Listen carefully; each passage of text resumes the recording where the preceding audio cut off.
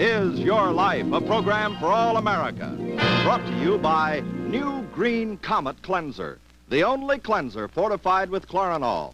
Comet bleaches out stains, wipes out germs as no other leading cleanser can. Get New Comet. And Crest toothpaste with Fluorestan. And now here he is, Mr. This Is Your Life himself, Ralph Edwards. Hello, everybody. I'm speaking to you from the rear lobby of the new NBC office building next door to their television studios here in Burbank, California. There's the telephone that might be our principal subject. Mr. John Nelson, NBC program executive, has asked our principal subject to come to his office on the 3rd floor for a little business talk. Well, their business completed, they're about to come down this elevator here right now. When the door slides open, you'll see a face as haunting as the face of Abraham Lincoln. And what memories will come to many of you when you see him? Memories of little movie theaters and silent picture days over a bag of peanuts or popcorn. We yelled with laughter at the antics of this sad-faced little man. He seemed to get into trouble every time he turned. I see the elevator has started down, so stand by for a great surprise. Oh, my. We called Mr. Nelson just a second ago to say that we had a little trouble on stage. That is, our confederate, actually, Axel Gruenberg, our producer, called Mr. Nelson, said, would you please come down on stage? So Mr. Nelson is bringing our subject. And, fine. Hello, Buster Keaton. How do you do? See, I'm a fan of yours from way back. And the fact is, come on out here, boys. Buster, he smells all right. John Nelson, come over here, Johnny. John Nelson and I have kind of framed you. You see, you're on television, coast to coast. America's waiting for the story of what... story of one of the immortals of the silent screen, you, Buster Keaton. For tonight, this is your life. Oh, our thanks. Where's Al Gregory? Al Gregory of Paramount Pictures, who was in on the plot. Thanks to you. Johnny Nelson, thanks very much, John. And Howard Ross over there, thanks so much. Look, Buster, you've been caught... you played a lot of practical jokes on people. You've been caught in one yourself now that you didn't create. Okay, boy? Are they here? They're not here yet. Well, stay with us, ladies and gentlemen, because you're going to see highlights in the life of a great personality who was loved not only by millions of people all over the world in the movies he made, but by the friends who worked with him in the industry. And here they are now, ladies and gentlemen, our host, Ralph Edwards, and our honored subject master comedian, Buster Keaton. Buster Keaton, Bob Warren. Pleasure to meet you. Oh, thanks so much.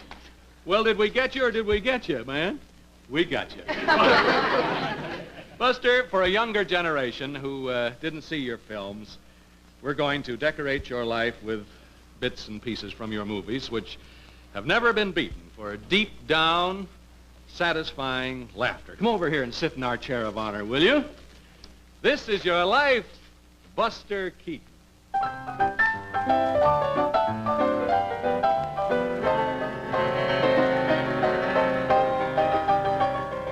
Here's one over here, Buster, you can look at. Over here. Listen.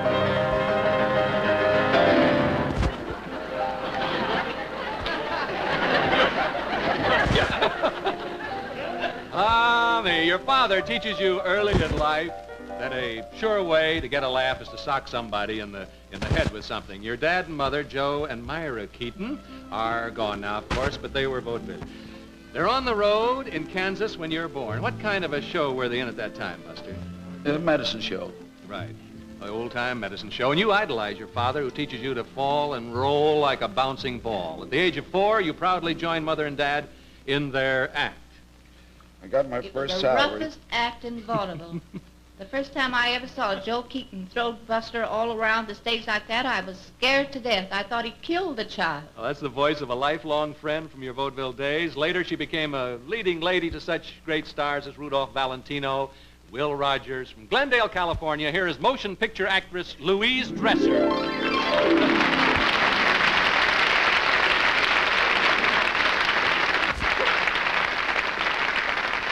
What part did Buster play in the act of the three Keatons, Louise Dresser? Well, he played the part of a very bad little boy. Now, don't you cry. You had me cry. It's a thrill to see these two wonderful people here together. My goodness, Louise Dresser, what memories. And you know, one trick that Buster had that I remember very well. Mm-hmm. He used to stand on a table back of his father, whirling around a basketball on the end of a rope, while Joe was trying to shave himself with a straight-edged razor. The ball kept getting closer and closer and closer.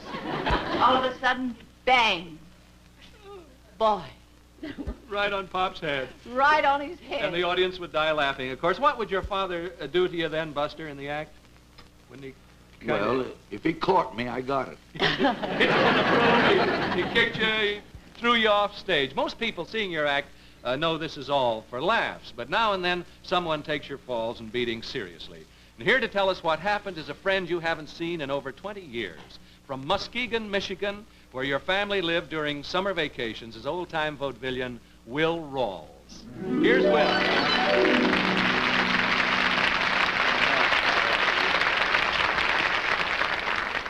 It's been a little while since you've seen this fella, hasn't it there? I guess Buster was almost too good at those falls and pantomime injuries. Is that so, Mr. Rawls?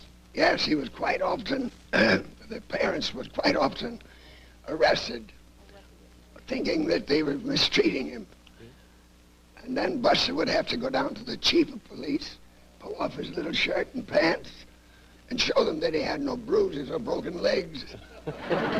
Years later, you see Buster attain his first boyhood dream. And what was that, Mr. Rawls? What his father and us helped put him through the Elks, Muskegon. Now, both you and Buster are lifetime members, aren't you, of the Yes. members of the Elks Club of Muskegon. And what else do you remember of Buster's boyhood days, Louise Dresser? Oh, I remember so many things about him, nice things. But the nicest thing that I remember about Buster was his great devotion to his mother and his love for his little brother and sister. Brother and sister, and here Whenever they are. you ever saw this boy, those two children were always with him. From Los Angeles, your sister Louise and your brother Harry Keaton. Here they are.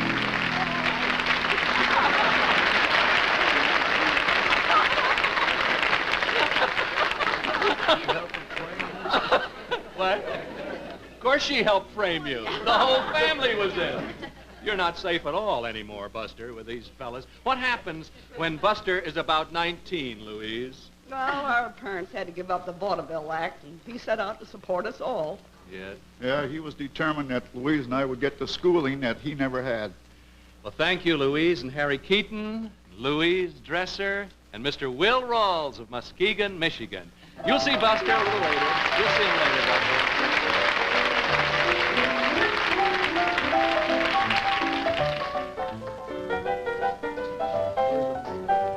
Where's the makeup man? He's not dressed. It was Roscoe Fatty Arbuckle who first offers you a part in his screen comedies. You feel right at home because you got hit with something the first scene you played, didn't you, Buster? Yep. What was it with? With Fatty? Wasn't it a sack of flour? Yeah, a sack of flour, about 3 pounds, and tied off tight, so there was no air in the package. Real rock. And I said, how am I going to keep from flinching? He says, look away from me. When I say turn, it'll be there.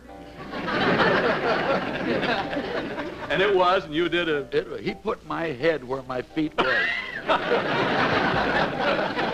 You show such great talent that after you return, of course, you couldn't help but show talent on a hit like that. But after your return from fighting in France in 1918, you're offered a chance to star in your own comedies. No movie actor ever had a faster rise to stardom than Buster. In less than 2 years, he was famous all over the A world. voice to awaken memories, Buster. He was the director of many of your earliest comedies. Now an executive with Spike Jones' staff. Here's your old friend, Mr. Eddie Klein.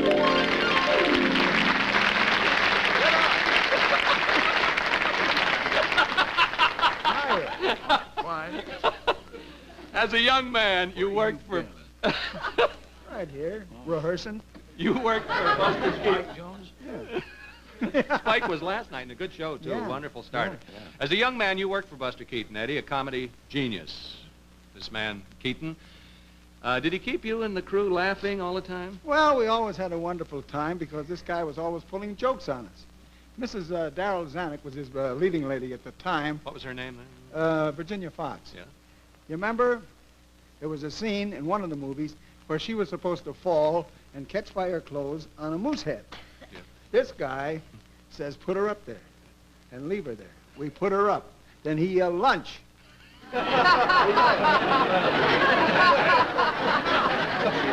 It was worth your life to work with this fella. Mrs. Zanuck was going to be a part of your life tonight, Buster, but at the last second, she got a severe case of bronchitis and could not be here. She's watching and sends her love, of course. Oh, she's a good sport, though. Say, you remember the time she saw the smoke coming outside her dressing room window? You remember? And she yelled fire, and she tried to get out the door, and it was locked. She went to the phone, no answer, and you rescued her before she really fainted.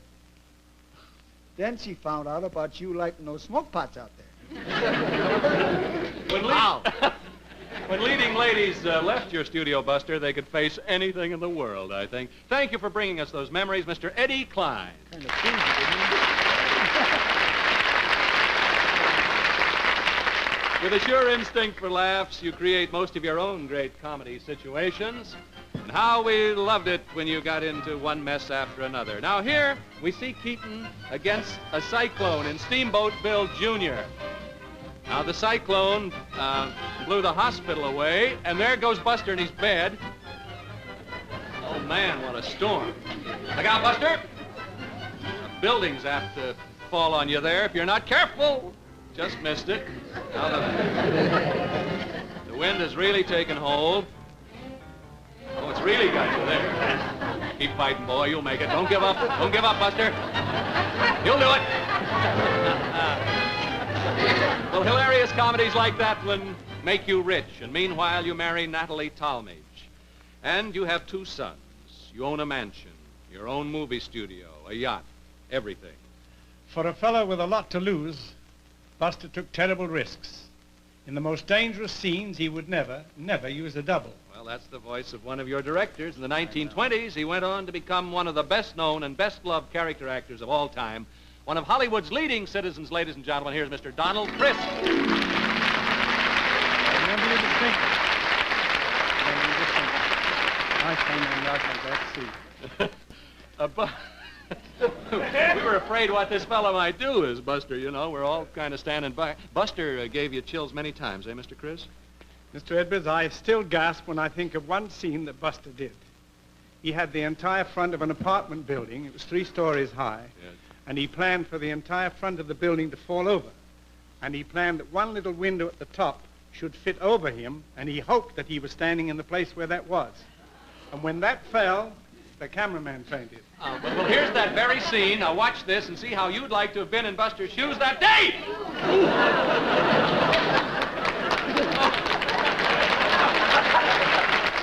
How do you feel today seeing it, Buster? Would you do it again? Oh, no. Man. No. Now here's another scene we'll never forget. Now this is you, Buster. If you remember, I directed a picture with you called The Navigator. This is you under the water. And that day, someone had neglected to put the piano wire on the top of your diver's helmet. And you had jumped over the side of an ocean liner in about 150 feet of water with only the telephone connection on your helmet. And if it hadn't have been for that one small wire, we'd have lost one of the kindest men I ever knew in my life. This man gave away his salary about every week. That's true, young man. Thank you, Donald Crisp, for memories of days when Buster Keaton was the talk of Hollywood for his daredevil courage and his kind heart. As Mr. Crisp said, Hollywood would have lost one of its kindest gentlemen. Ahead of us, Buster Keaton, is a time when you nearly lose your famous sense of humor. Life smashes you to the ground. And how you pick up the pieces and go on, we'll find out in just a moment. You're ready for a little relaxation here, aren't you? Sit down. Sit back. Take it easy, Buster. First, let's turn our attention to this important message from press. Timber, timber. Now Big Paul hails from Oregon, where the trees reach up a mile. He's a lusty bull with an axe, yo-ho, and look at that big tooth smile. Big Paul's a lucky fella, with healthy teeth he's blessed. He's learned to fight old tooth decay with a toothpaste they call Crest. Big Paul's wise. You be wise, too, 'cause chances are you've got soft spots in your teeth. And soft spots can turn to cavities unless you turn to Crest. Yes, Crest does something no other kind of toothpaste can do. Hardens those weak places, stops them from turning into cavities. That's because of Crest's own special fluoride, Fluoristan. And Crest freshens your breath. Tastes wonderful. So make Crest your family toothpaste and put your fears to rest. Soft spots can turn to cavities unless you turn to Crest. Crest is best, Crest is best, Crest is best. Thank you, and back to This Is Your Life. Buster Keaton, great comedian of the golden age of comedy. And here's a scene, Buster, where you're a freshman being tossed in a blanket by your fellow students. There you go. Now watch the lady there. How were you to know she was getting dressed, you know? Look out, Buster. Yeah! Oh! Well, that scene ends in a funny fall. Here in the 1930s, ranking in world acclaim with Chaplin and Harold Lloyd, it seems you can never fall. You even surmount the move to sound movies. But then comes a shock, the breakup of your marriage. With almost all your money gone, you spend a period when you just don't care. And what about your picture career, Buster? What happens to it and why at that time? Well, it just came to a stop. For years, you kind of fight things within yourself, in a way, conquering only when you realize that maybe your athlete's body is at stake. By then, you, a former great star, wind up in an obscure job as an idea man for other people's pictures. Material things were gone, but Buster still had his real wealth. He had talent. He still had it, and nothing could hide it. Well, yeah, no trouble identifying that voice, is there, Buster? A good friend who, like yourself, has made the world laugh. Red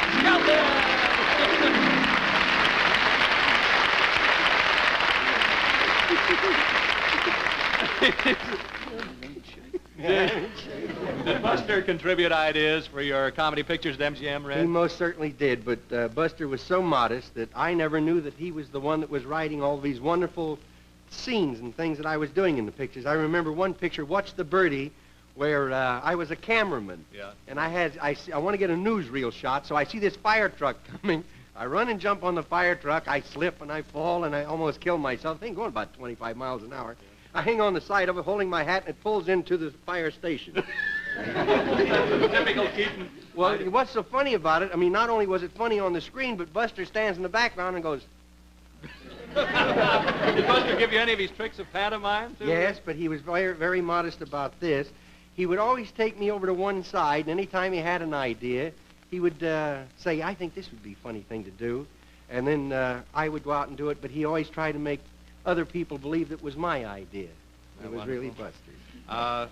His dressing room was kind of a get-together for the whole gang, wasn't it? Oh, he had all Didn't he kind make of up some funny gadgets? What were some of the gadgets he had? Oh, he had a cigarette lighter, goldfish bowl, revolving goldfish bowl for tired goldfish. Yes. Besides good comedy ideas, did you gain anything else from the poker-faced kid here? Yes, I most certainly did. I learned the greatness of a comedian. I learned that Buster didn't care who got the laughs. He looked way beyond that. He looked to the people that needed laughter. Needed one of the greatest cures like medicine is laughter. And I believe that you're one of the greatest doctors of comedy. Believe me. One great comic, giving credit to another great comedian here. Say, Red, did you ever make the great stone-faced Keaton break down and laugh or not? Well, I think he'd sit back and watch all the things that he did. He seen me do them. I told him my salary. I think he laughed at that. Thank you, Red Skelton. God bless you. You'll see him a little later here. How about that guy? Memories of many pretty girls in your comedies. But you don't think of marriage again for a long time. Still taking care of your parents. Whoops, there's a scene where the whole water came into the audience there. It was such scenes as that that paid the bills, that gave you the money to take care of your parents. But then later on, when things got rough, even on your small salary, here in the days where you're handing out ideas to the bigger studios and all, years later, you move in with your mom into the first little house that you'd bought for her. And to your home comes a girl who has made friends with your family, a girl who is to remove any possible remainder of disappointment in your life. And here she is, Eleanor Norris, who became your devoted wife 16 years ago, Mrs. Keaton. Here's a pretty gal. Come on, sit here, my Buster. What have these... I know. Fix it up there, Mommy. What have these years of marriage to Buster meant, Eleanor? Well, we've been very happy. Of course, we've had some lean times, too. But Buster's been so happy he's wanted to go back to work, and I've been very proud of the way he's come back into prominence. You bet. And America's happy to have him back. You developed an act so that Eleanor could appear with you, didn't you, Buster? Did you rehearse this?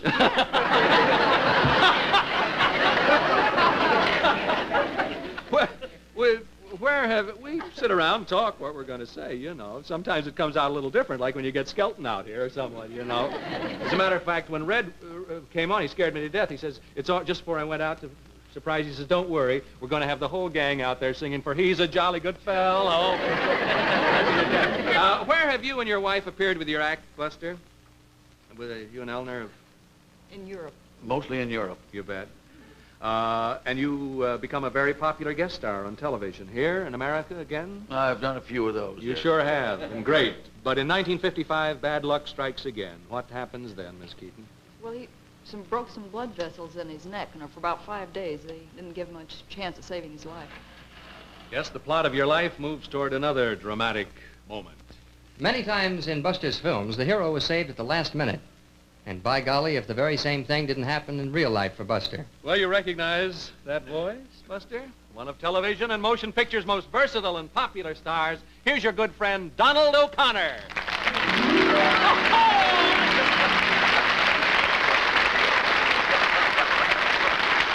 Get up there together. Let's see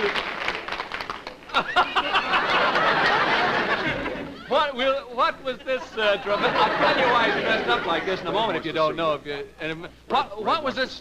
What? And go. Oh! Well, there goes our time. You know, we're good for about 2 hours. Skelton, you stay back there. What was this dramatic event when Buster was so very ill, Donald? Well, Paramount was considering doing Buster's life story. Yes. And at this time, he needed a boost and everything.